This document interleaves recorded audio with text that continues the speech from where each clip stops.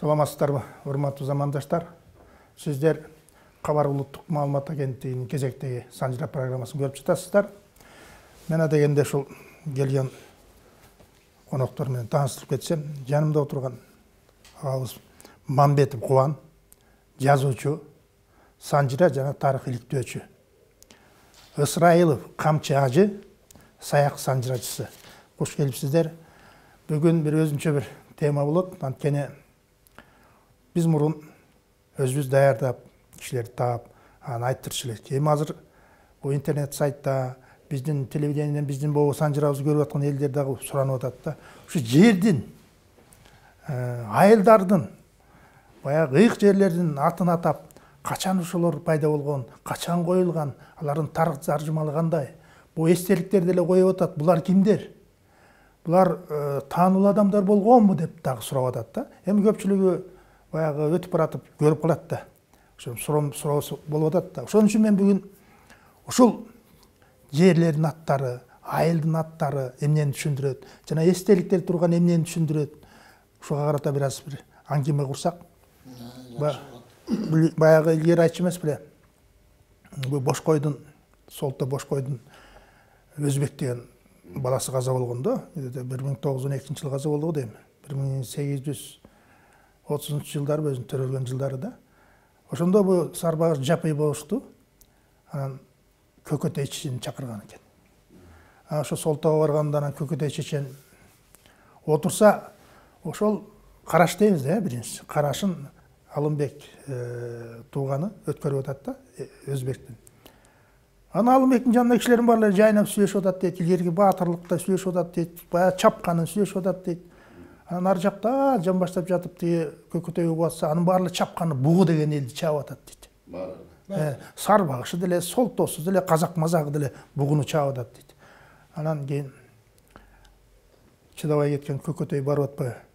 Алымбек баатыр, мен Тынымсейит Көкөтөй деген мен болом. Ой, келиңиз дейт. Отурганда айтып, Алымбек баатыр. Кеч эле келдик эле, буг эле тынч жатты эле. Азыр угуп атам, биякта Солтос, сарбагыш, казак мазагың эртең менен деле барып кечинде чаап келип атат. Кечинде деле барып эртең менен чаап келип атат. Булар алмак салмак чаап атты. Буг эле калдыбы деп мен тынчсызданып атам деген экен да. Анан тиги күлүп атпайбы? Булар калпты айтсаңар да жөн айтсаңарчы депчи. Ошондой Көкөтөйдүн айтканы бар. Бул ысык көлдү ат менен 4 күндө тегеренип өтөсүң дейт. Анан булар кимди чаап келди? Кайсы элди чаап келди? Далили барбы деп сурап атам дейт. Анысы кандай? Бизге 4 күндүк убакыт жок. 1 сааттык эле убакыт. Өзүңөр эми баягы көлдүн тескейинен кирип күнгөйүнөн чыгасыңарбы? Күнгөйүнөн чыгып тескейинен чыгасыңарбы? Ушул бизде бир баалуу көлдөгү жерлердин аттарын, ыйык жерлердин аттарын элге бир түшүндүрүү катары эметип койсоңор, айтып койсоңор жакшы болот эле деп атам да. Мисалы үчүн көп суроо берет, кээде мен өзүм кетип баратып айтып калам да. Биз мындай эле баштайлы бияктан эле. Боом Капчыгай деп кимден коюлган? Бул эми Боом Калмактын ханынын аты да. Кыргыздарды чабууга келген мезгилде бул жерден баягы кыргыздардагы жөн жаткан калп болгон эмес да. Аларга такаат берип, аларга каш кайтарыш керек болгон да. Ошондо Боомду кандай кылып өлтүрөбүз деген маанеге келип такалышат. Эмне үчүн Боомду өлтүрүш керек? Себеби дегенде кыргыздарды баягы Караламанын баягы түндүгүн сыйрып чабам деген өңүттө келатат да. Ошондо Боомду өлтүрүүгө бала сагын дегенди дайындашкан. Бала сагын эми баягы жаратылышында тың тырс, өзү олбурлуу келген жигит болгон. Анан бул сай өлтүрүп койгон. Ошондо калмактар билген эмес, ким өлтүргөнүн билген эмес. Бул чагымчыл күч биздин арабыздан чыкты. Болбоду, ушу калмактардын эле өзүбүздүн башчыбызды өлтүрүп койду деп анан кыргыздар чапкан. Бирок аягына чейин баягы чабууга дараметтүү күчтөр жеткен эмес. Кайра келип эле ошо бала сагындын баласы Дашы келип анан калмактардын кийинки кол башчысын чаап өлтүргөн дагы. Ошол себептен жана Боом Капчыгайдын атына боом деп калышы дагы, анан Боролдой деп аталып калышы да ошо калмактардан келип чыккан аттар да булар. Ооба. Бул менимче бул илгери ушинтип айтылган да. Жанагы Баласагын өзү 20 жылдай эл кыдырып, жер кыдырып кетип, бул калмак тилин абдан жакшы билген экен да. Ошону айтпай, бул калмактын ханын өлтүрсөк ичара чыр чыгат. Биз ошондо гана кармашып, Маселе чечилет деген да. Ошо өлтүрүп койгондо туура айтты. Чыр чыгат да, өз арабыздан чыкканчы. Деген анан жарым кетип, жарым кошуп аткан Боролдой баатыр айтат да, ошол жүргүлем кыргызды калганыбыз чабабыз деп. Ошондон ташы чыгып Боролдойду өлтүргөн да. Жанагы Боролдой айылы барбы? Азыр бар. Анан жанагы боом капчыгай деген ушундан калган. Биз жана боом капчыгай десе эле көп түшүнбөйбүз да. Боом дегенбизде ат жок да. Мына боом капчыгай деп, мына ушундан калганда эми биз катар менен кете берсек. Мына мисалы үчүн рыбачыга баралы. Балыкчы деп коелучу. Бул балыкчы качан? Бул балыкчы деп коелду, рыбачы деп. Саламатсыздарбы? Бул өзү балыкчы деген ат биринчи бул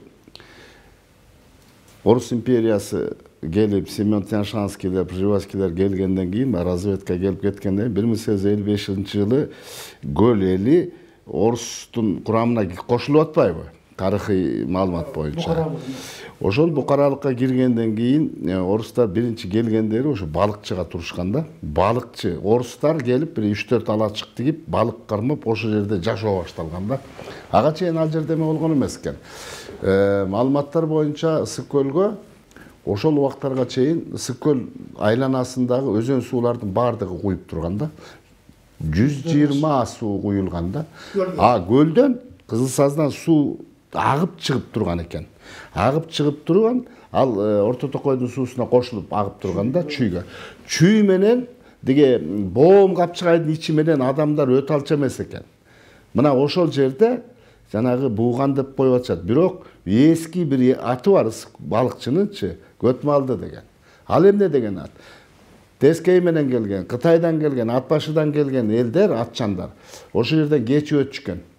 Сууну кечип өткөндө, кечүү баягы суу аттын жаясына чейин, ээр токунга чейин жайылып кечип өткөндө ошонткенде баягы көчүгүнө чейин суу болчу экен. Кечип өткөн кишилер суу болуп, анан ошондон жанагы эме малды, Көтмалды деп калган ат. Андан кийин балыкчы пайда болуп атат. Мына балыкчынын тушунда Калмак ашуу деген жер бар. Мына ошол ашуудан ашкан чоң кеминге. Ал эми ушул биздин жибек жолу бул Капчыгай аркылуу эмес. Чоң кеминге биздин ашы төрдөн ашкан эмеден Ачыкташтан. Ачыкташ бул Чырпыкты Тор айгырдын ортосундагы тушундагы чоң кеминдин тушу болот. Азыр дагы таш кыялар, араба таш жолдор бар. Ошол Чокталга чыгып, күнгөй менен келишип, Чокталга чыгып, Чокталдан Кавыргага ашып түшүп, Кавырга өзөн суусуна кайт. Андан Дөрөнү ашып Чырпыктыны. Анан кийин чоң кеминге кирип кеткен да. Мына азыркы Көлтөр аркылуу. Мына ошол жол болгон да. Чоң кеминге түшүп, чоң кеминден анан кийин Чүйгө, анан Чүйдөн Ташкенге бул жибек жолу ушундай өткөн да. Кийин суу тартылгандан кийин суулар бөксөрүп, айдоо аянттар пайда болгондон кийин суулар бөксөлүп, анан балыкчы. Жана Калыгул Олиянын айтканы бар да. Ормон, Жантай үчөө келатканда 9 жолдун тоому шаар болот деп Олия айткан, анан балыкчы түшүп атпайбы, балыкчы шаар болуп. Түйү ушундай. Бул вариантында көп малдуу деп айтылат да. Баягы өрүш толо мал, өзөнүн толо дан, бирок таштак жер экен, малга байыр алуучу, мал киндиктүү аймак экен деген маанында биягы тиги Семизбел, азыркы Ормохан, тиягы аркы Кара Шаар, Кара Тала дегендей айылдарга чейинки аймак айтылганда, анын үстүнө агесте Чытырман Токойлуу жерлер болгон экен бу тегеректе. Ал жерде аңлоого жанагы коён, түлкү, жана башка жан жаныбарлар, чил, бөдөнө дегенде ошолорго кекиликчиликке, аңчылык кылууга ылайыктуу жер экен да. Анан негизинен жана Көтмалды деген дагы айтылып жүрөт, көбүрөөк Көтмалды деп айтылат. Аны кийин эле балыкчы атап, анан балыкчыны орусчалап рыбачы деп атап албадык. Ооба, жакшы. Бул жерден камча? Качан суу тартылып кетти? Бул өзү ошол табигый дагы болсо керек да. Анан жана 11-жылкы жер титирөө болгондо, ушу чоң зилзала болгондо, жарака болгондо, бул чоң кеминде 12 балл болгон экен. Ушул Богусыгатадан тарта азыр жарака бар деп айтып атпайбы? Мынада көлдүн күнгөйү менен кеткенде жанагы кырчын, ары кызы Ананиванын үстү жанагы тоолор урап кеткен. Ошол көлгө кандайдыр бир таасир берген окшойт да, суулар тартылганда баягы же асты менен кетип атабы бир жакка. Суулар чынында агып келет, бирок чыккан суу жок да. Анан ирригация, жер иштетүү, ошону менен суунун баары жанагы 11-жылда жер тирөө болуп, ошондон да бир себеп болду деп атат. Да, себептер. Анан куйбай калган да. Бул жакшы. Андан рыбачы деп аталат. Азыр балыкчы. Балыкчы жосо көт малды дечи. Ошон үчүн жанагы рыбачы шаарын. Азыр эми көлгө 118 дайрадан азыр бир 10-20 сала куят. Куйганда да кышкысын куят, жайкысын жыргалаң менен түп суусунан башкасы тартылып кетет. Бүт суат сууларына кетет. Анан тынчтык жанагы жер суу аталыштары боюнча сурап атпайсызбы? Менимче кыргыз баласы жер суу аталыштарын өздөрү эле мындай акыл сезим менен ойлоп тапканда бекеринен келген эмес. Өң түсүнө карап ат койгон мисалычы. Мисалы Ак дөбө, Ак булак деген өңдү, Сары камыш деген өңдү, анан Кош дөбө, анан өң түсүнө койгондо ошо Ак коргон, ушул өңдү аттарда анан өсүмдүктөр дүйнөсүнө дагы басым жасаган. Мисалы арпа, арчалуу төр, арпа тектир, Карагай булак, сөгөт, өрүктү, шалба өңдү да. Анда сырткары жаныбарлар дүйнөсүнө дагы кайрылган. Алсак, мисалы коёнду. Коёнду деген жер бар. Төөмойун деген жер бар. Алыскы сыр төрөндө эчкилүү таш деген жер бар. Бул эчкилүү ташың баягы жаныбарлардын, кайберендердин өрүп батпай быкпырдай кайнап турган жери да, эчкилүү таш. Азыр дагы ошол жерде мергенчилик, аңчылык кылышат. Бул Сары Жаз суусунун алабында жайгашкан жер. Ушул өңдүүлөр толтура жаныбарлар дүйнөсүн айттыгынан окшоштуктарга дагы көп басым жасаганда, мисалы Бала Тумшук, Төөмойун деген жерлер бар. Бул төөнүн узун моюнуна окшош турган жер аты болуп эсептелет. Көлөм боюнча айтылат. Мисалы Арабел суу дейт, Кеген суу, Сары Жаз суусу дейт. Бул бир нече чакырымга алыстыкка эсептелген сууда, жана Нил дайрасы дегенде эле кеп. Анан көлөм боюнча, узундук боюнча айтып атабыз, жанагы суулардын, көптөгөн суулардын баягы куймасы ушуга алып келгенде, анан кыймыл аракетке дагы байланыштуу аттар келип чыкканда, мисалы Шамалдуу сайы, Жылуу булак, Бороондуу бет деген өңдү. Адам аттарына дагы айрыкча ушу көл жергесинде уруунун аттарына коюлган жерлер бар. Мисалы Саруу деген жер бар, Мундуз деген жер бар, Кытай деген жер бар, бери жакта Жерүй деген жер бар. Ушул өңдү Балбай деген, Байтик деген, анан Бөкөнбаев деген, бул кийин эле Жомарт Бөкөнбаев өлгөндөн кийинки аталган жер. Ушул өңдү жер суу аттары абдан арбында. Муну алыстан ат издеп кереги жок. Баягы кимибиз эле мисалы токтогон жерибизде ар бир жер, суу, тоо таштын, өзөн сайдын ар биринин аты бар. Кууганды деп коет, же болбосо Бөлөк сай деп коет, же болбосо Тастар ата дейт. Алардын ар бирин баягы кайра иликтеп казып келсең, чоң бир санжыра тарых, өзүнчө дастан болуп калат да. Жөө-жомоктарга байланыштуу аттар да бар. Мисалы Кароол деген бар, Кошой коргон, түштүктө Ошто Сулайман тоо, көлдө Санташ деген бар.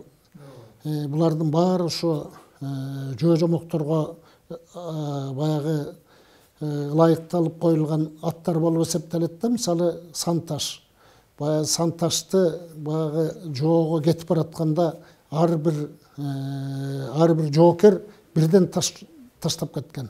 Одан кайра келатканда кырылган кишилердин саны ошонун 3/2 болуп кеткен.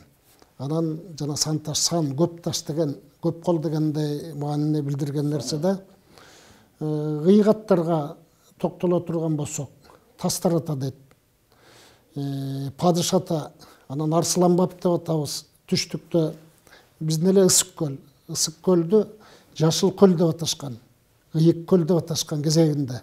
Бул эми Семенов Тяншанскийдин жана башка Пржевальскийдин эле кийинки жазмаларында, Чохан Валихановдун жазмаларында Ысык көл, Жашыл көл, Ыйык көл деген 3 баягы маанини берет да. Бул барды келип эле баягы ошо мааниси чоң, терең аттар келип чыкканда, анан мисалы Жетөгүз деген атты Арбашка өңүттөн алып карайбыз. Жети өгүз, бул өгүздөр баягы союлуп, ошонун ар бирине баягы аска таш куралган дегендей. Анын эле таманында жарылган жүрөк деген бар. Алдагы ошо бир кыргыздын кыйын санжыраларынан улам баягы жарылган, кыздын жүрөгү жарылган, бала экөө баягы теңдешсиз заманга, ала качуу заманына туш келгенде экөө бирдей секирип ошол жерден жүрөк жарылып кеткен деген маанини айтат. Анан азыр деле эми ошо жарылган жүрөктүн кебетеси жүрөк болуп көрүнүп турбайбы? Жарылган чек ортосу баягы экөө канжалап, эки тоо аска туруп атат. Анан өң түскө дагы көп басым жасалганда, мисалы Кызыл суу, Ак суу же башкалар. Кызыл сууну эки суу бар, чоң Кызыл суу, Жетөөстө, анан Кызыл суу деген. Айрым бир тарыхчылар, анын ичинде мен дагы Чигүү шаарын илгерки, баягы жер суу астында калган шаар деп атпайбы? Мен түптө эмес ушу Жетөгүздө пайда болгон деп айта алам да. Себеби дегенде Чигүүчен деген, чигүү деген сөз Чигүүчен деген сөздөн алынган. Чигүүчен калмактардан алып айтканда кызыл өрөөн деген маанини берет да. Демек кызыл өрөөн Ысык көлдүн тегерегинде жалгыз чоң Кызыл суунун, анан азыркы Кызыл суу деп коебуз, Покровканын өрдөшүндөгү эле кызыл адыр, кызыл тоолор Жетөөстөн берки аймакта эле жайгашкан. Болбосо Кызыл суу деген жок. Анан ошол себептүү мен ушуган көбүрөөк басым жасайм да. Чигүү шаарын биз же Кой Сарыдан, же Жетөөстүн баягы суу алабынан Сарунун башына издешибиз керек, түптөн эмес деген жыйынтыкка келем да. Жакшы.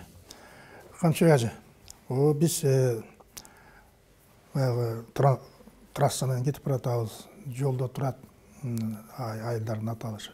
Мисалы үчүн ушул өзүң билесиң, Тор айгыр, Булан Сөбөттү, мисалы үчүн Темир айылы дейбиз. Бул кишилердин атынан коюлганбы? Мисалы үчүн Темир айылы, Булан Сөбөттү, бул кандай кишилер, качанкы жылкы кишилер? Бул мындай да, ошо көлдө балыкчыдан ары чыкканда эле Саргамыштан башталат да. Эми илгерки аттары Саргамыш камыштуу жер деген эле сөз, түшүнүктүү. Бул өрөөн ошол Торайгыр чырпыктылардын ортосу 3 талдуу булак деп коет. Орто талдуу булак, чоң талдуу булак, кичи талдуу булак, 3 суунун атынан. Негизи өзөн суулардын атынан жер аттары коюлган да илгерки талдуу булак. Андан ары чырпыкты кабырга барып туруп, анан Кара Чекенде деп койчу экен илгери. Тамчы болуп калды азырчы. Анан Чоктал суусу куюп турат. Чоктал чокусу бар, Чоктал суусу. Андан ары 3 койсу аталат. Илгери 3 койсу аталган. Кичи койсу, чоң койсу, орто койсу. 3 койсудан анан Карой, анан Чолпон ата. Чолпон ата мазарынын атынан.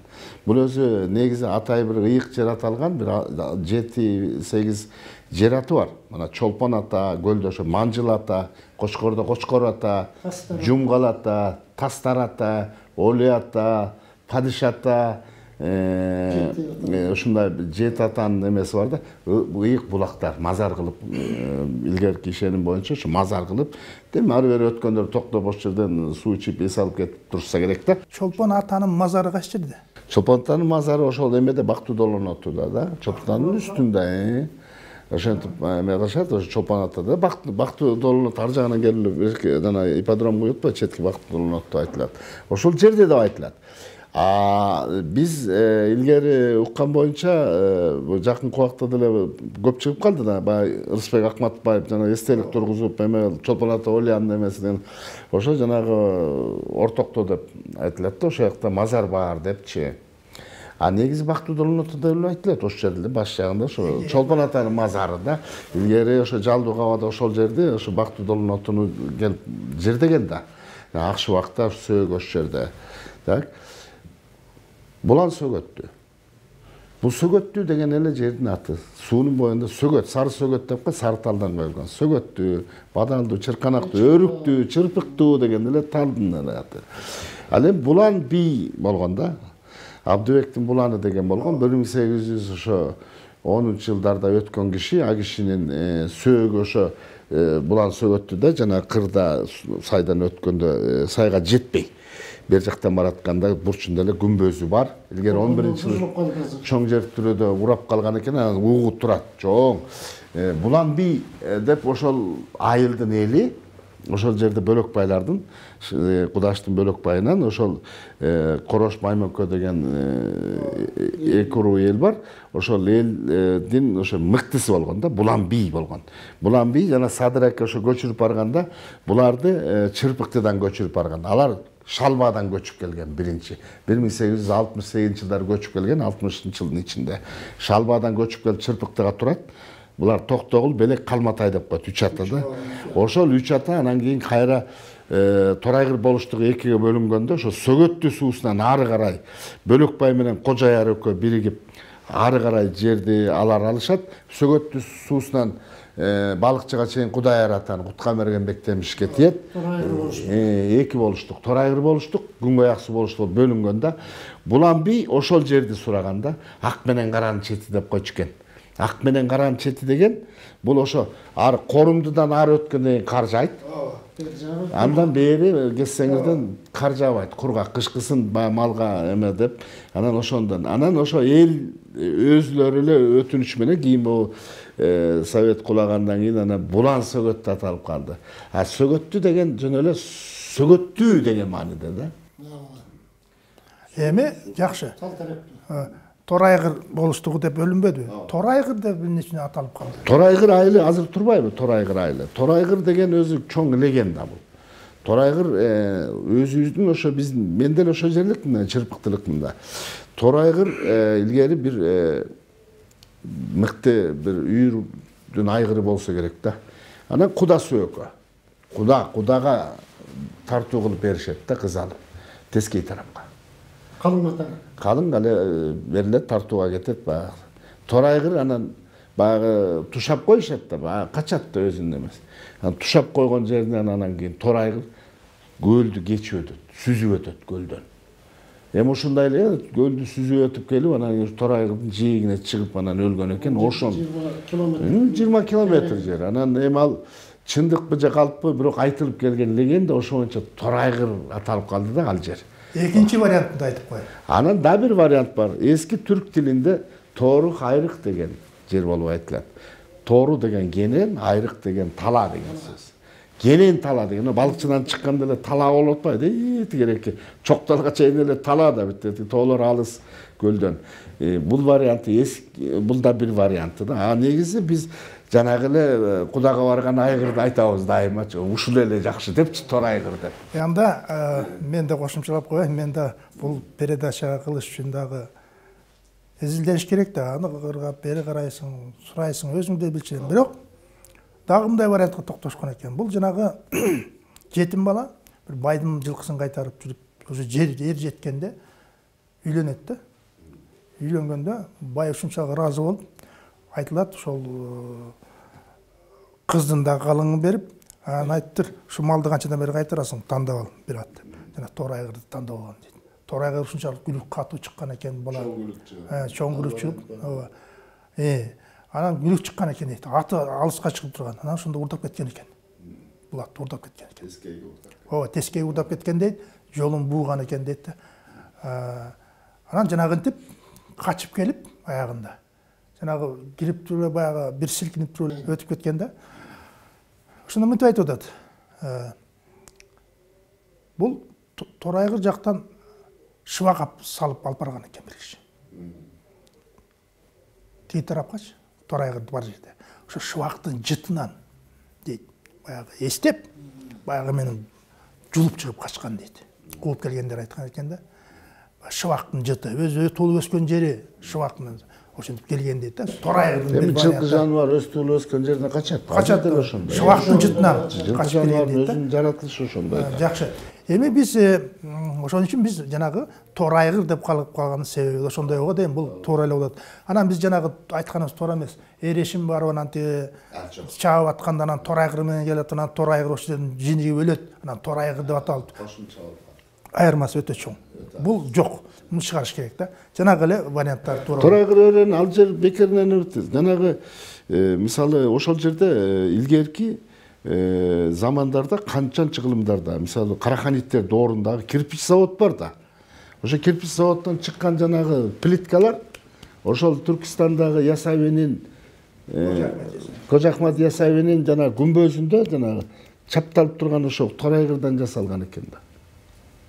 Ооба, Торайгырда кирпич заводдун угу турат да, орду турат азыр. Кийин ошону менен изилдешкенде ушул жактан чыккан да. Шаардын калдыгы турат азыр. Боёгу белгисиз. Кандай жасалган? Эми биз Темировка деп атабыз. Эмнеге Темировка болуп калды? Ал кишинин аты Темир. Бул өзү мындай да. Темировка деген өзүнүн түпкүлүктүү аты Кашка суу. Мурунку аты. Мурунку аты Кашка суу. Жана айтып кетпедикпи? Кой суу деп. Андан кийин анан Чолпон ата, анан кийин 3 Долон оту, мына Бостери хутур. Анан кийин Сөгөттү. Андан кийин Кумбел Кашка суу. Темировка турган жер. Андан кийин Кашат болуп калат, Карагай булак. Бул Темировка деген ат мындай болот. Бул жана болуштук бөлүндү.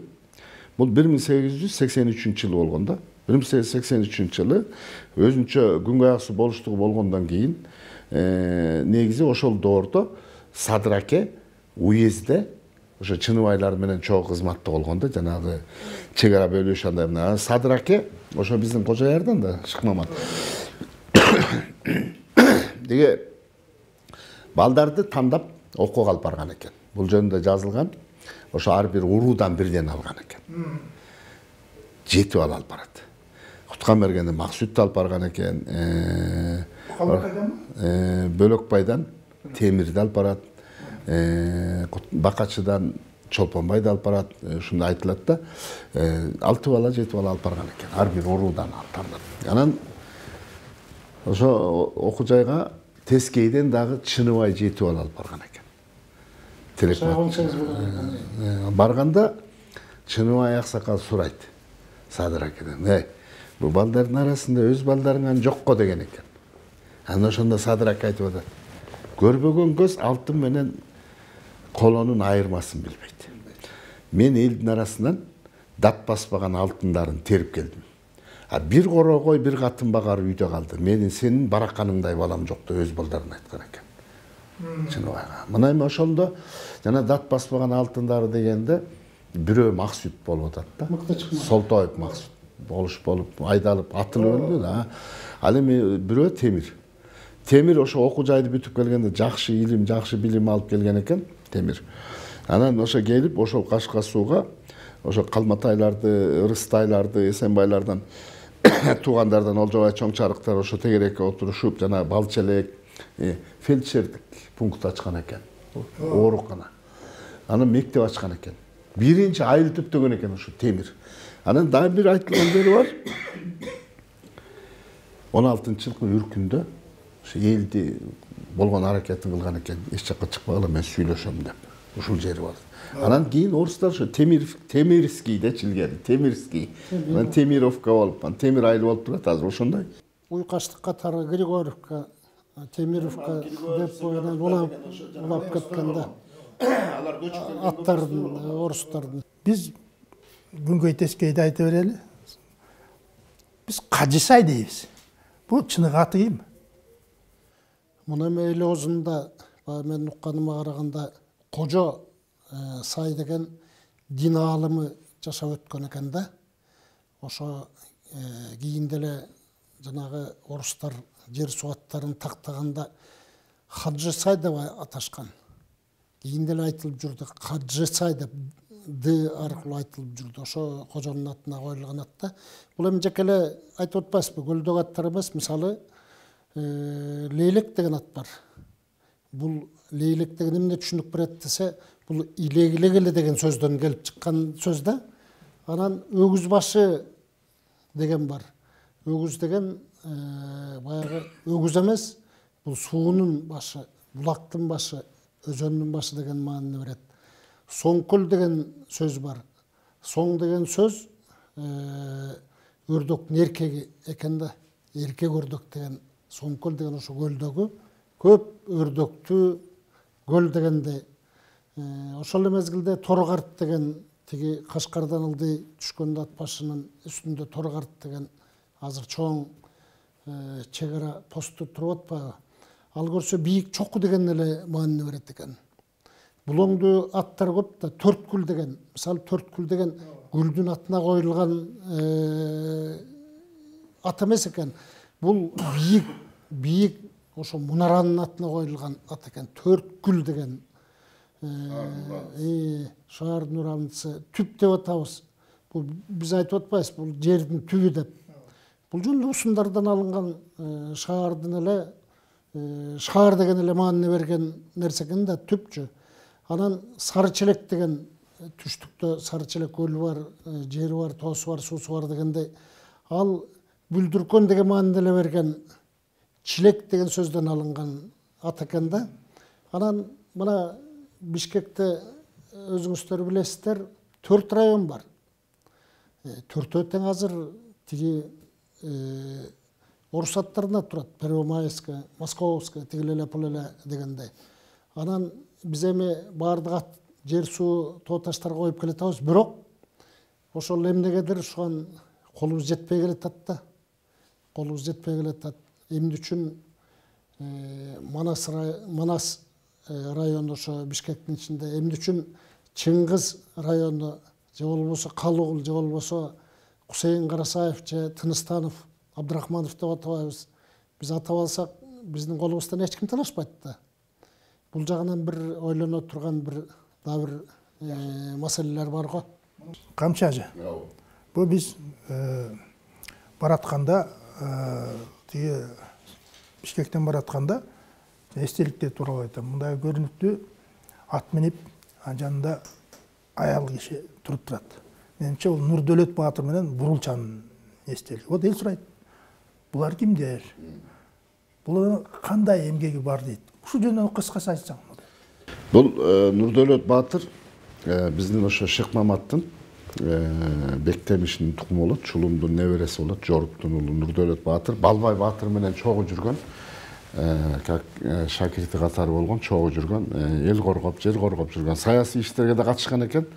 Анткени жана 1855-жылы Омскийге барганда Качыбек Шералин барды деп атпайбы? Ошондо документ бар азыр. Экөө барган. Нурдөлөт баатыр экөө барган. Демек Нурдөлөт барыптыр. Качыбек менен чогуу барган экен. Омский маалымат барбы? Бар. Анан ошондо жанагы званияда алган экен. Анан келгенден кийин Нурдөлөт баатыр ошо бир чоң Сыкөл элинин айрыкча ошо бул негизи бугу белектер менен саяктар, бугу эли менен саяк эли дайыма чогуу жүрүшкөн да. Анан кийин ошо мыктылардын көбү мына Балбай баатыр өлүп калат, көз өтүп кетти. Анан ошондо жанагы орус мамлекети Бухара болдук да, Бухара болгондон кийин ошо Каракол уезди, анан ошол жерден баягы калыптануу болгондо, анан ошо эл башы, журт башы деп коебуз да, как болуш деп айтылган, волостной управа эки болуштукка бөлгөн экен да, Күнгөй Тескей. Анан ошондо Күнгөй тарапка ошо тегереки Күрмөнтү Балбайдан Сарыбулактан бери карай, деле чогуу эле бир түп суусунан бери карай Балыкчыга чейинки бир болуштукту Күнгөйгө Нурдөлөт баатырды коюшкан экен да. Нурдөлөт баатырды. Кийин анан Тескейге Эгемберди деп айтылабы, ошо Чыныбайдын туугандары коюлат Тескейгечи. Андан болуштуктар кийин пайда болот да, 1863-жылдан бери карай. Ошондо болуштуктар бөлүнгөндөн анан Кең суу болуштугу,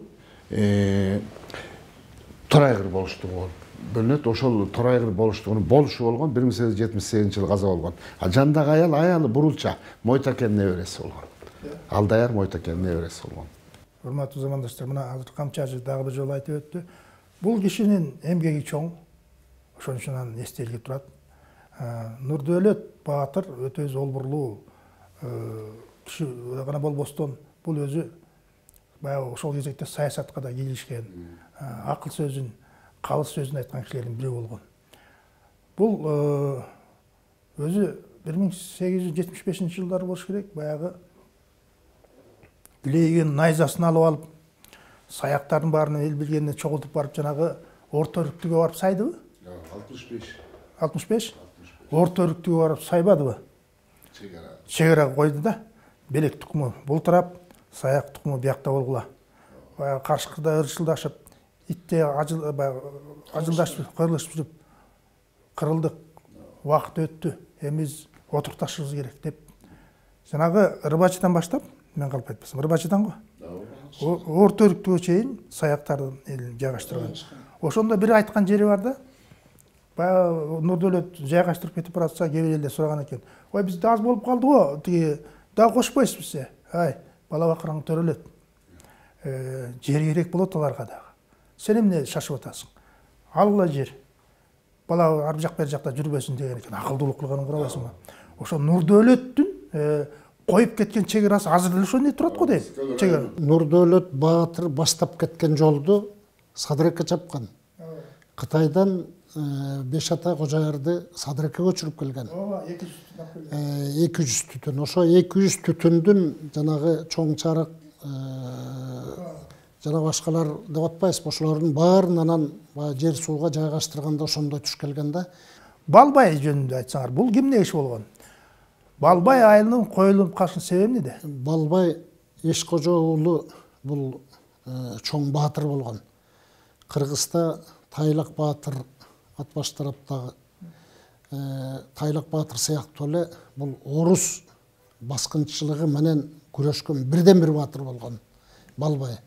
Анан Шатынын бели деп коет, көлдө Шаты деген жер бар. Ошол жерде кадимкидей тепкич болуп тоодон өткөл жер бар да. Ошондон бул орустун келаткан колун бирден атып турган Балбай. Ушуну менен өзгөчөлөнгөн. Кийин бая көп баатырлар, Жанек баатыр, Тигипларды айтып атпайсызбы? Садык Тигипларды. Анан алар калмак урус менен күрөшкөн. А бул Балбайдын өзгөчөлүгү ошо падышачылык өкмөткө бирден бир каршы турган. Кийин капитан чини берилген Балбайга. Ошондо өзү сасык томолоп атып, анан баласы Мойнок барган. Мойнокту алдап, уктап калган жеринен анан ошол тигинин чинин чөнтөгүнөн уурдап алышкан. Жанына баргандар эми аттарын атабай эле, тарыхый инсандар алар деле. Анан ошондо келгенде сураган Балбай: Мойнок, маган тиген подполковник, буган капитан тигип учинди бериптир. Маган эмне берди орустар деген экен. Дегенде анан баягы баласы эми алдырып ийген буюмун таба албайт, анан сизге эчтеке берген жок деген экен. Ошондон кийин Балбайдын өчөгүшкөнү ошо болгон. Анан кийин Балбайды Зарыпбек Султан, анда Телекмат акенинде үлүшү бар. Булар Балбайды орго салдырганда күчүк Зарыпбектер орго тиги Алматыга каматканда бу Балбай айткан: мен эмнесинен кем кылдым бугуну. Чап деген жерин чаптым, ал деген жерин алдым, ото деген жерин отодум, бута деген жерин бутадым деп арман кылган. Бирок а жерден ал ооруган кезде угоргошун жеп жүргөн. Бул угоргошундун уулугун мындан бил, ал денесине орустун уусун өткөзгөн эмес. Угоргошунду жеп жүргөн пайдасы ошо баягы чачын алып, ошондо орустар чачын алып, анан ууну сыйпашкан да башына. Ошондо дагы араңдан зорго уу алган. Ошол эле мезгилде бир күн мурун фон Кауфман ошогон мунапыс берген экен, Балбай баатыр бошолсун деп. Анан бирок баягы тилекке каршы тиги жерден өлүп калган, анын сөөгү кийин алып келген, сөөгүн дагы алып келгенде сөөгүн этинен ажыратып алып келген көлгө. Сөөгүн алып келген, сөөгүн алып келип анан биринчи азыркы балбай турган айылга коюлган эмес, четкерээк коюлган. Бул кийин тетиреке Совет өкмөтү орногондон кийин коюлуп ошол жерде эстелик эмес, азыр чоң күмбөз турат. Балбал таштан курулган күмбөз турат. Ошо күмбөздүн алгачкы кирпичтери бул камчы ажы айткандай баягы Торайгырдан, Койсарыдан, тияктан бияктан алып келип коюлган. Бирок баягы орустар отурукташкан кезде ошонун кирпичтерин талаптанып жанагы жөн эле орус печине тигип койгон пайдалангандагы түгөнүп калган көбү. Кийинки азыр Балбайдын күмбөзү, кийинки урпактар 80-90 жылдан кийинки ошол уруунун, бир чоң уруунун, бугунун тукумдарынын күчү менен кийин салынды, кийин турду. Андан бери келсек, мына түптө Боронбай Манаптын эстелиги турат. Бул эми айтылат, Нуркожо ажы Садыр Жапаровдун атасы койгон аны. Боронбайдыкы турат. Караколго келсек, Тагай бийдики турат. Тагай бий эми Кыргыздын биринчи ханы болгон. Мисалы аны Барскондо хан көтөрүшкөн, баягы казгазбы Барсконго коюш керек болчу, бирок баягы көлдүн борбору катары ошо Кумтор деген дүкөн бар, ошонун маңдайында туруп атат. Берирээк келгенде Садыр аке, Сарт аке менен Тилекмат акенин эстеликтери турат. Муну Тургунбай Садыков, Кыргыз эл баатыры койгон. Себеби дегенде бул эки акенин кыргыздарга, анын ичинде көл бугусуна кошкон салымы өтө чоң болгондо. Жана айтып атабыз, билим берүүдө, жана айтып атабыз, отурукташтырууда, жана айтып атабыз, эл ичиндеги ынтымак ырашкерчиликти коргоодо бул эки акенин салымы чоң болгон. Жана Боронбай эмне үчүн Боронбай болду? Эмне үчүн тиги орустардын баягы огуз көптүргөн мактоосуна татыктуу болду деген сөз ошол эки акенин аган кошкон баягы жигити катары, акыл кеңешчиси катары кошкон салымынан улам ушулар келип чыкканда, кийин деле жанагы Бугу Сарбагыш сайышынан кийин Ормон хан өлүп, анын инисинин буту сынып, аны Балбай 3 жолу сындырып атпайбы? Бул жерден жана Сарт аке жөнүндө сөз болуп калбады. Тилекмат аке менен Сарт акенин эстелиги кайсы жерде турат? Оргочодо турат. Буну азыр мына Кубан мырза айтып өтпөдүбү? Бул эң Кыргыздын белгилүү кишилери болгон. Сарт аке ойчул, данышман адам. Тилекмат деле ошондой элчи, дипломат болгон да. Анын эмгектери абдан чоң. Жана Сарт аке жаш кезегинде бул Мойт аке менен чогуу жүрдү. Анан жанагы Каракол шаары боло электе, баягы Каракол суусун кечип баратпады беле. Кечип баратканда Мойт аке өтүп кетти шатылдап.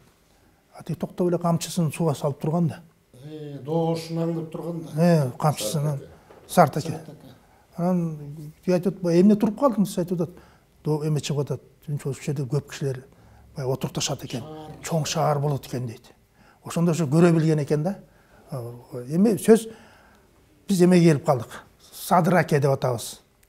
Ал ичинде эстелик коюлган кожаларга. Эми алда мындай да, азыр ошо күмбөздөр тууралуу айтып кетпедикпи? Эгерде көлдөн баштап эметкенде эң биринчи күмбөз, чоң күмбөз, Солтонун күмбөзү бар. Саяк Солтонун күмбөзү Нурдөөлөт баатырдын оң колу болгон киши. Ошол жанагы саройдо, чоң сарой менен саройдун ортосунда жанагы Караханиттер доорундагы ошо көлдүн ичинен алынган кирпичтер менен салынган экен. Чоң өзү мына 8-10. Атасы экөөнү өзүнчө турат жолдун боюнда. Анан баягы 16-жылдан кийин аны бузуп орустар. Анан бүтүндөрүнүн баарына үй салып эме салышкан экен. Ал турат. Андан бери жылганда эле, ары жылганда эле Каройдо Калыгул Олияныкы турат да. Аныкы да ошондой. Бирок күмбөз сакталып калган. Калыгул Олияныкы сакталып ураган эмес экен, сакталып калган экен. Кийин аны Субалиев аксакал аны жакшы күмбөз тургузбадыбы? Анан ошол эми Садыр аке болсо, бул жана негизи илгери төртөө эле айтылчу эле, биз айтып жүрбөйбүзбү? Мойт аке, Алдаяр Мойт, Саяк Садыр, Töөлөс Сартаке, ары Кыдыраке деп төртөлө айтылчу эле. Бул өзү ошол аксакалдардын жана күмбөздөрү эстеликтер турат азырчы. Садыракени ошол өзүнүн айылында азыр Кожояр, Бешета Кожояр тукуму жашап аткан Кожояр айылы илгери 17 карагай аталган. Бул Чоң Аксуу, Кичи Аксуунун ортосу да. Ошол жерде Садыракеге эстелик тургузулган, сөөгү да ошол эмеде, тиги Кожояр айылынын бери жагында.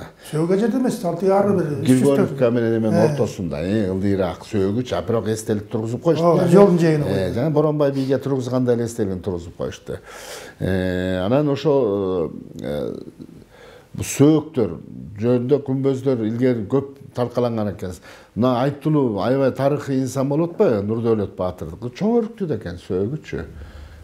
Ошол эл билет экен, мына боо жер деп көргөзүштү бизге. Жолдун асты болуп, лотоктун асты болуп, мына мындай жер болуп калган экен, бирок ал жерде айдалбайт экен, мына чий басып гана турат, мындай эле болупчу. Урматтуу замандаштарыбыз, мына Калыгул Олия жөнүндө айтып кетпедиби? Калыгул Олиянын жашаган жери, турган жери ал эмес. Калыгул Олия бул солто тараптан конокко барып, анан кайра барат, кетип баратканда ушул кеч болот да, анан бир жерге токтоп, жеңилденип алалы деп токтогон экен. Ошол Карабай экен. Анан баягы түшкөндө эле караңгыда түшүптүр да. Анан түшкөндө эле Калыгул Олия токтоп, ойлонуп калыптыр. Эки жакты карап элечи, караңгыда эле бүтүп өтүп жүргөн жерде. Эмне өзгөчө көрүнгөн экен да. Анан айтты, жок жигиттер. Бул жерде жеңилденбейсиңер, бул ыйык жер болот деп барган эки чидин башын байлап туруп айтыптыр. Мен өлгөндө мына ушул жерге коесуңар деп. Аманат катары. Аманат катары айткан экен. Анан алып келишип, анан өлгөндө ошол жака коюшпадыбы? Койгондо Калыгулдун азыркыга чейин баягы эмчи домчулар баягы келип алышып эле баягы бирден топурак алып эле үйүнө ырым кылып алып кетип атышып, казанакка чейин ачып коюшуптур. Ошол кезекте эле. Анан жанагы урпагы Турдак Кунсубалиев жанагы жакшынакай салып, күмбөз салып жаап таштаптыр да. Кетпейчи, жаап салыптыр. Мына азыркыга чейин эмчи домчулар ошонун тегерегинде жүрөт экен. Калыгулду сыйлаган. Калыгул деген бул болжол менен 1785-жылы төрөлгөн киши, 55-жылы каза болду. 1855-жылы. Өтө акылман, жанагы көз ачык, Олия киши болгон да. Анын айткандарын азыр көрүп атпайбызбы? Калыгул Олиянын жөнүндө көп маалыматтар бар. Бул жөнүндө эстелик коебуз, эмне коебуз? Бул туура эле болот да. Тең туура. Ошол жана сизге кошумча. Ошо Калыгул Олия ошол жерди айткан экен да. Мени сөөгүм ушул жерге алып келип койгула. Ушул жерден деп күнчыгышты көздөй башка улуттар отурат, күнбатышы тоону көздөй кыргыздар отурат деп айтканы бар экен. Ошондой да азырчы. Анан кийин эми кыргыз аралашты. Жобосо ошо күмбөздөн ары, мүрзөдөн ары карай бүт орустар отурган. Бери жагы өйдө көздөй ортокчул деги жайыл тукуму, бакачылар жайыл тукуму отурганда жалаң. Сиз туура айтасыз, деги ошо өтүп баратып депчи. Ошо 1 жыл, 2 жыл жайлаган экен, кырчында ошо Калыгулдун кайкысы дегени жайлап кеткен жери бар. Анан бул жерде көп нерселер айтылып кетет да кээдечи. Ошо көлдө жашап аткан урууларчы, көп уруулар бар. Мына саруулар жөнүндө айтып кеттик. Чериктер, мундуздар, Кытай уруусу, саруу, кушчулар бар. Кушчулар деп коебуз биз негизи. Көп уруулардын баары ошо 1758-жылдан кийин кайра кыргыз түрүлүп кайра келгенде түштүктөн бери карай. Ошондо баары чогуу келишкен буларчы. Чогуу келип эле чогуу аралашып отурган. Жанагы биздин Шык Маматтарды аксакал айтып кетпедиби? Мисалы Текеске барып 1-2 жыл жайлап келишкен. Бешата Кожояр. Ал эми Бөлөкбай тукуму Олжобай Чоң Шарык. Барак тукуму Шалбаны жер деген. Чиркей Кенжебай кийин көчүп келген да чиркейлер. Жусуп Абдрахмановтар кийинирээк келген. Булар Шалбадан кетпеди. Шалбадан көчүп келет. Ооба. Негизи аралашып турушкан бартынчы аралаш. Тагыраак айтып койсоңор, Шалбадан көчүп кайда барышты? Шалбадан көчүп Таштакка көчүп келди, Жаркынбайга. Жаркынбаев деп коесуңуз. Азыркы Жаркынбаев. Ал жердин аты Таштак. Андан бери 3 өрүктү. Орто өрүктү, чоң өрүктү, кичи өрүктү болду. Андан ар жагы болсо Ананева деп коебуз. Биз ал ошол заманда Сазановка деп аталган экен. Андан мурунку айыл аты үстүндө Орто Байсорун, Чет Байсорун деген эки суу бар. Анын бери жагы Каралдөбө, Көкдөбө, Кароолдөбө, Көкдөбө айылдары турат азыр дагы. Ал эми ошол жерде илгери ошол убакта жер деп турган бакачылардын айылы болгон экен, 2 айыл эл. Сасык булак аталып чыккен. Ооба. Сасык булак. Ошондон ары карай, мисалы ал кийин Садыраке пенсияга чыкканда жана 17 карагай өлчөп туруп 400 гектар жерди менчигине берген экен да. Как түбөлүктү азыркыдайчы үлүш кылып. Ошо 17 карагай аталган, кийин Кожояр атанын атынан аталып калды да ал жер. Жакшы.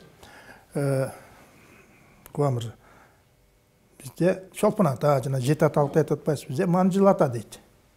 Ушул жөнүндө эмне деп айтасыңар? Эл билет го, Тескейде Манжыл ата деп илгери көп барчу элек го. Бул негизи Чолпон ата эле сыяктуу эле Манжыл ата дагы ыйык жайлардын бири да. Мисалы Мойтаке деп атпайсызбы? Мойтакенин сөөгү мисалы Кичөрүктүгө коюлган эмес. Манжыл атага коюлган.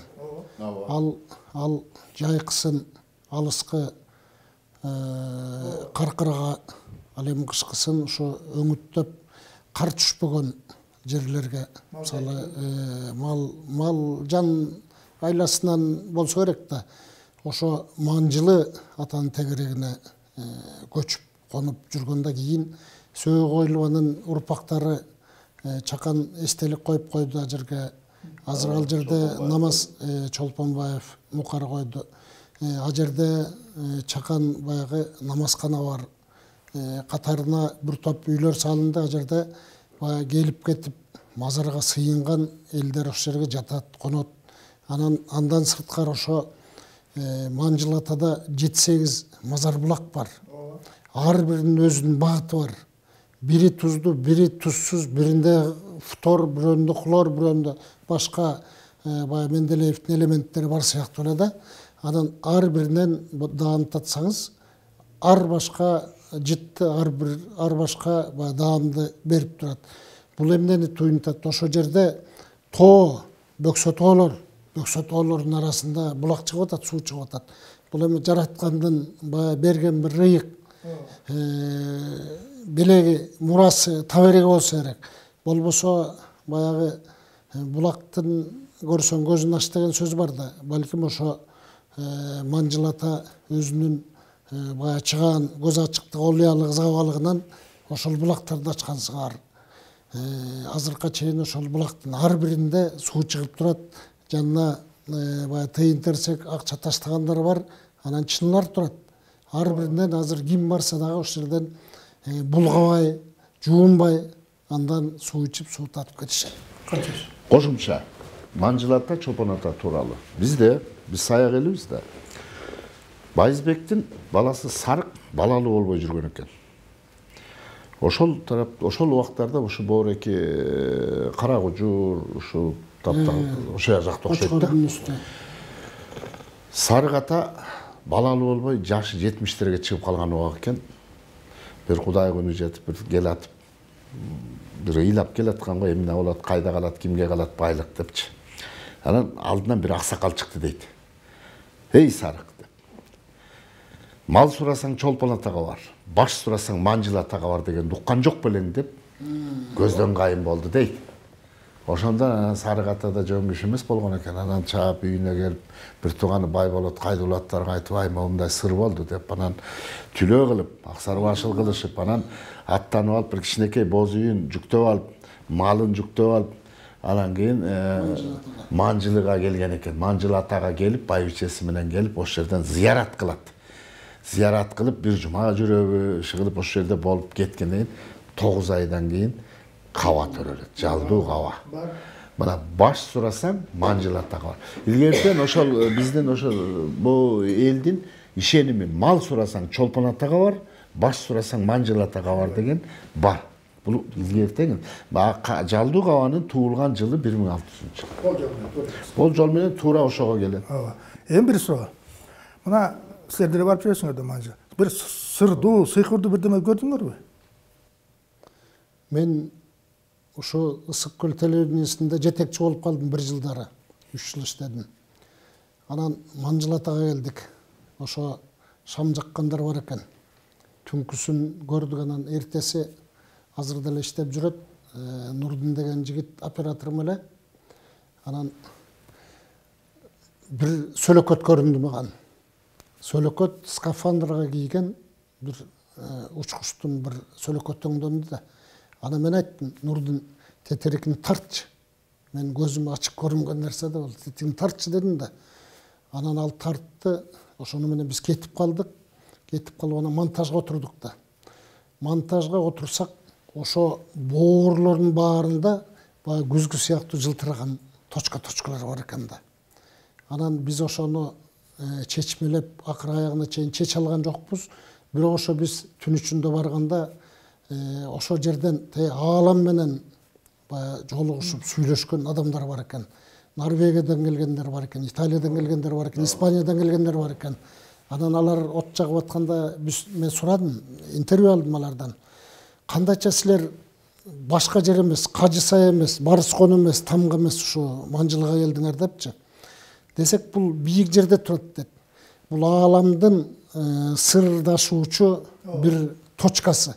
Биз ошол себептүү келдик дейт. Анан мен жанагыны көрүп анан кийин жакындатып алып дагы камерадан көрдүк да. Передача көрсөтүп бердим мен. Анан ошондо скафандранын сөлөкөтү турат.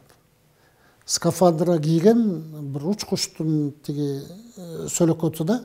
Анан аны жөн жерден болбосо керек. Бир балким маған ошо Манжылактага барганда Алла Таала маян бергендир. Балким жана көзчөдөй болуп көрүнүп турган жана күзгү сыяктуу жылтырап турган нерселер дагы бир нерсени туюнтаар да. Мынча болду. Чындыкты айталы. Мен да 3-4 жолу бардым. Биринчи эле барганда Манжыл ата барлык сыйнат союп атышат, тиги союп атышат, келип ости деп атат. Зыярат кылып атат. Тиги кылып атат. Мен анда милицияда иштешим. Ишенбейм да. Билем эмес. 11 кудук бар деди, барып кыдырып келдим.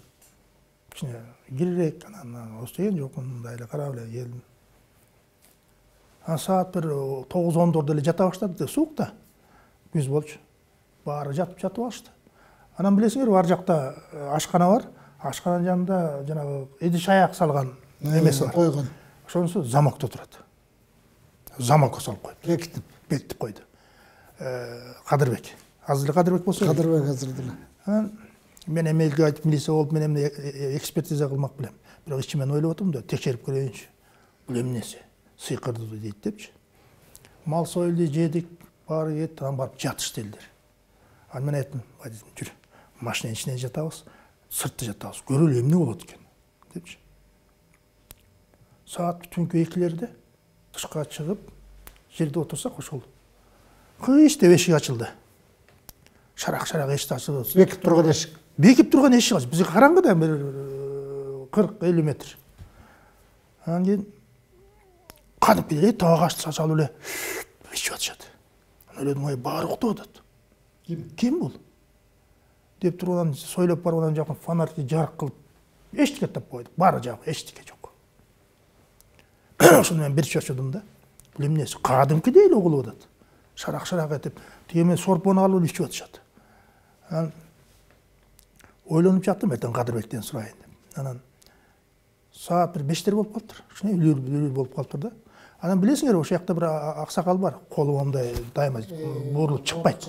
Ооруп чалбайт. Момут эле жүрөт, жуунда жүрөт го, ара басканда. Эртең менен карасам, ошол туалетке барат. Билесиңер, башында туалет бар эмеспи? Ал жакта чөп да жок, эчтеке жок. Ооба. Такыр жер. Анан карап турам. Бир аз эле чыкты. Бир 100 метрдей. Эми ошол момундай кызыл гүлдөрдүн жерге салаңдайт. Кызыл гүлдөр, кадимки кызыл гүл. Толтура көтөрүп келет. Эми кол ачылбайт да.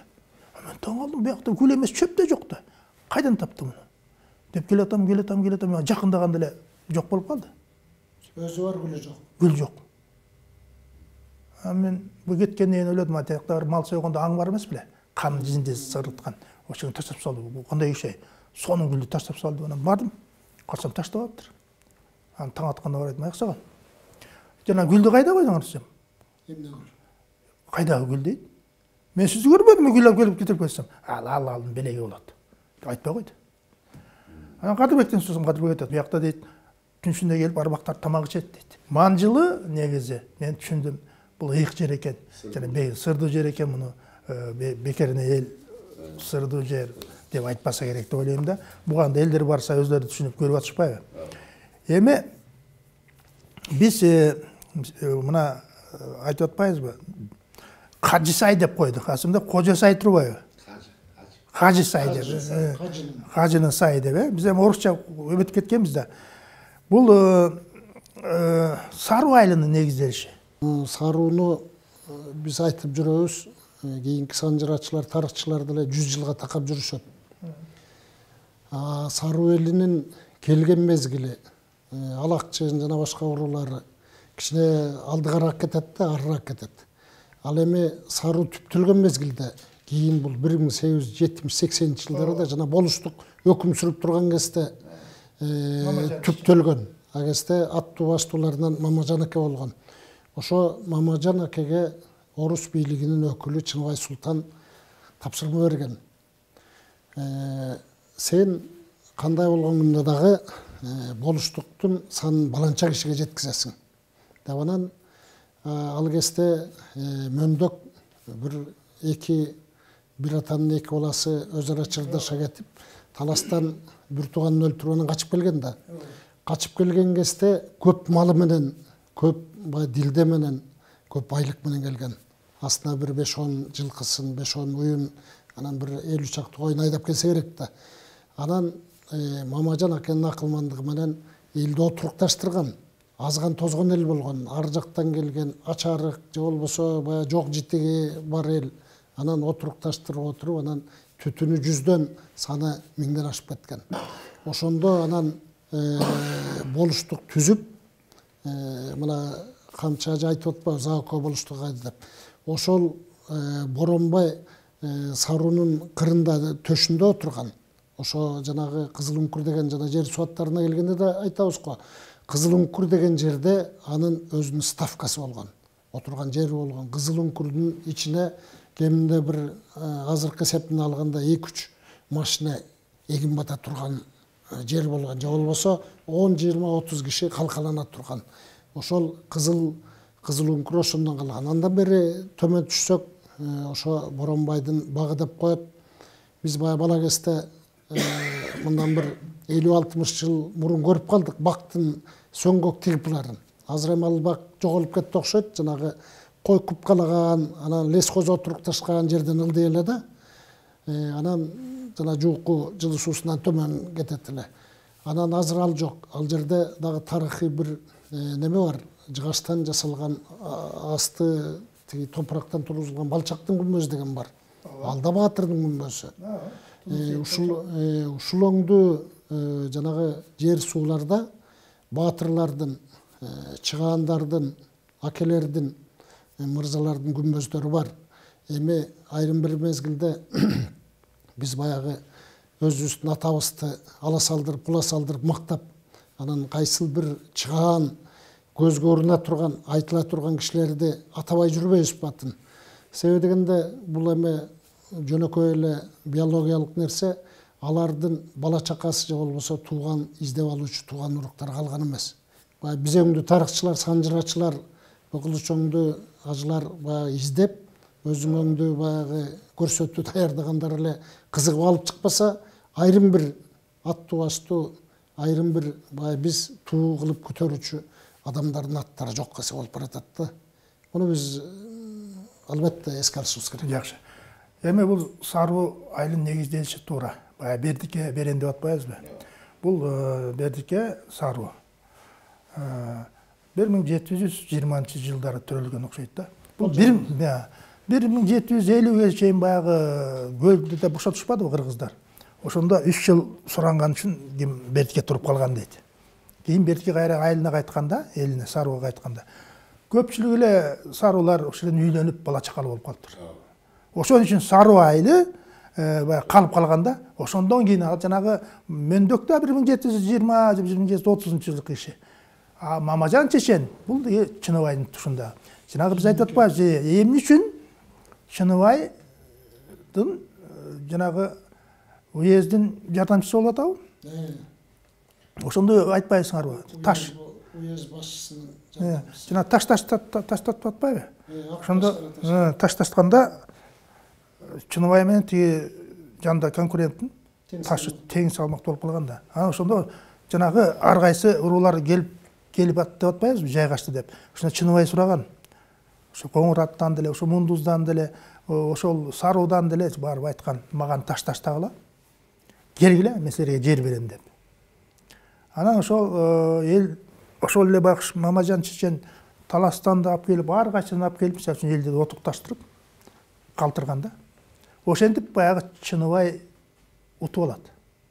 Утуп алгандан кийин 1 жылга чейин учпай коюптур. Анан баягылар келиптир да, Мундуз, кимдер баары келип айтты. Уят барбы? Айтпадың беле жер берем депти. Аткарбайсыңбы? Сеники биз кылың жасап бердик дегенде анан Чыныбай ошондо жер берген дейт. Мунун эмеси көп. Көп да, ар жагында тиги Тилекматтын өлүмү. Анан толтурат. Сарпетти көчүрүп Меңмураттарды ошондон жер бошоп атпайбы? Ооба, жер. Булар Тынымсейитти тияка болуштукка айдашып, ошентип эметкенде Саруу айылы негизделишине 1990 жыл 100 жыл деп атты беле, мен эсимде жок, ушинтип айтып атканда. Мен ойлойм 1880-жылдардан кийин ошол жанагы Чыныбайдын эли. Ада буг эмес болуп атпайбы? Сартеке төлөс болуп атат. Саруу, Мундуз, Чери, Кытай баарын кошуп туруп, деге чындыгында Меңмураттарды көчүрүлбөдү ат башына. Ошондо жанагы бүт жууку бошоду да. Анан кийин ошондо жана болуштук. Солто ичинде Байгелди деген айыл бар, билесиңер. Байгелди деген айыл бар. Аз деле Байгелди айыл дейт менимче. Мен ушуну көп айтам сурап калганда. Бул Канайдын тушунда болгон учурда. Кийин эле.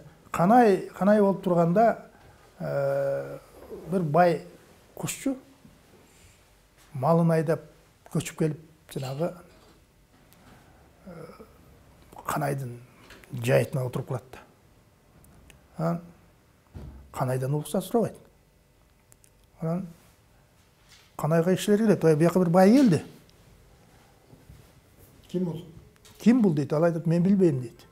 Ой, биз коюн урдасак деле мал жесат унчукпайт дейт. Өзүңөр белгиле, менден уруксат сураган жок деп койгон дейт Канайчы. Анан бир күнү анан тиги өзү келиптир.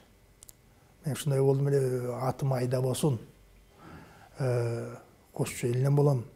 Сен менен бир карым катнаш болоюн деп келип атам деп анан баягы алдыга түшүп келген экен. Канай баягы түрткөн эмес. Болуптур жергенен ал деген да. Ошо жана бай келди деп атып, айда болсун атап өчүп калып, бай келди болуп калган да. Кушчу өзү кушчу. Анан кийинки Талкан деген баласын, атын карабайсың койгон, Солтону Талкандан коюп, Байтип менен дос кылган да. Карагай булак деп коет. Ойдон ошол жерге атайын түбөлүккө жер берген да ошо баласына. Мына карабайсың мындай. Эмне айткым келет? Бул жерде кыргыз өзү берешен эл. Бизде ошол өзүң айткандай, Куан мырза, шартка жараша атын кое берген экен да. Анан урматтуу замандаштар, ошон үчүн биз жанагы жол менен баратканда айылдардын аттарына бир аз токтолуп кеттик. Мисалы үчүн Пржевальский, Каракол дейт, ушул аяк кылалы. Каракол, анан Пржевальский деп атабыз. Бул мурун кайсы жер эле? Мурун эле Каракол болчу да бул. Бул башында эле Каракол болгон, Караколдун түпкү мааниси Саңгол деген, көп кол, көп эл отурукташкан деген маанини берет да. Анан сен тиги Пржевальский келген мезгилде бул Орто Азияга 4 жолу саякатка келген. 4 жолу келген. 4-үнчү саякатында анан жанагындай ооруга чалдыгып 5-чи саякатында өлүп атпайбы. Анан орус географиялык коомчулугунун чечими менен Пржевальский өлгөндө 1869-жылы атын берген, Пржевальский деп. Ал мына кече жакында эле 1890-жылдар эле Каракол болбоду байры. Болбосо ошого чейин Пржевальскийдин атын алып келген. Баягы адамдардын аты коюлган, мисалы көлдө көп эле жерлер бар. Балбай, Сарбулакка Балбай баатырдын аты коюлган. Жомбулак деген айыл бар, тиги Алкым деген айыл бар, Жомбулактын астында ал жерге Балтабай хандын аты коюлган, Балтабай деген айыл коюлган. Мисалы Тоңдо Бүркүт деген айыл бар эле мурда. Кийин эле 2000-жылдардан кийин Эшберов Жумаштын аты коюлган. Бул эми ар бир инсандын аты бекеринен коюлган эмес, себеби дегенде аттарына жараша өздөрүнүн даңкы, баатырдыгы, көрөгөчтүгү, көсөмдүгү алардын эл журтка сиңдирген эмгеги болгондо ошол себептүү алардын аттары коюлган. Болбосо бардык эле аттар коюла берет эле да. Жанагы сизге кошумчада кара кол деп едиңизби, сан кол депчи. Мен бир нерселерди окучу элем илгеричи. Бул кол деген суу деген сөз. Илгерки түрк тилинде кара кол деген токтобой аккан суу деген. Кара суу, кара кол, шараккан суу. Кең кол, кара кол, жум кол, жумгал деп атпайбызбы? Жети суу деген. Жум кол деген. Ошол мен бир ошо окудум эле да илгери. Ошо кара кол деген ошо токтобой аккан, шараккан суу, дайыма агып турган суу деген. Кара суу деген суулар бар эмеспи? Булар токтобой, тоңбой агып турат да. Ошондой уктум эле да. Мааниси. Жакшы. Мына биз камчы кашкелең дейбиз. Кээ айтат бул калмак дейт. Кээ айтат казак дейт. Ким кашкелең? Кашкелең айылы деп. Азык да. Азыктардын баатыры да. Азык деген чоң эл да. Илгерки. Ошол азыктардын мыктысы болгон кашкелең. Казак жагын каскелең деп коет. Бир эле сууду ар жагына агып, бер жагына аккан. Каскелең баатырдын балдары сиз билесиз да. Деге Байгөчөк, Байгөчөк, Козугуна, Бычман деп. Бөрү деп 4 баласы бар. Ошол азыр бизде жашап аткан азыктар. Мына, урматтуу замандаштар, колдон келишинче биз баягы суроолорго жооп бердик го деп ойлойм. Акырындап чүй боорунда да келебиз. Аны дагы билген кишилерден акырын сурам жылайлы. Бул көл тарапта Күнгөй Тескейдеги аттарга, кээ бир аттарга токтобой калдык. Тосор, Тамга деген аттар эмне үчүн коюлган? Эми анда кезеги келет, убактка жараша болуп калды. Менимче азырынча өзүнчө жетиштүүгө деп ойлоп атам. Убакыт ушундай болуп калды. Рахмат. Ушинтип бирөөңөр жетөгүздөн, бирөөңөр чырпыктан келдиңер. Ден соолукта болгула. Ишиңер ийгиликтүү болсун. Илгери мен bir 30 жыл мурун изилдеп жүргөндө кишилер ошону билбейм балам. Менче ушинтип айтчу эле дечи. Ал кишилердин көзү жок. Эми силер айтып атасыңар. Күч кубат берсин.